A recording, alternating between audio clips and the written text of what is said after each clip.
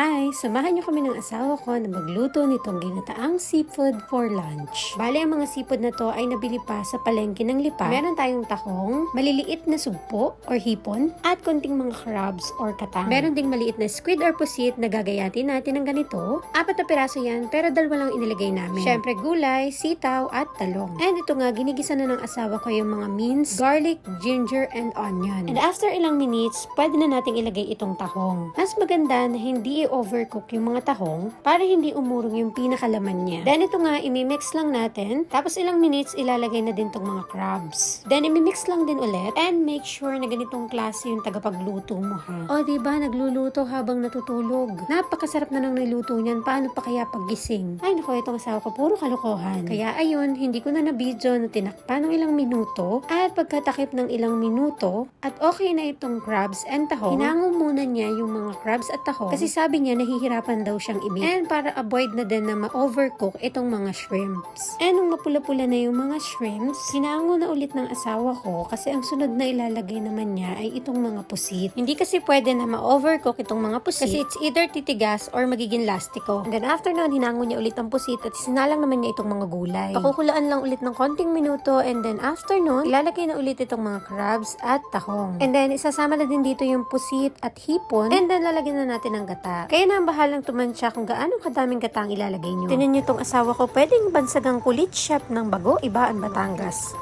Buti na nagpasarili. Kung hindi, tayo na bash.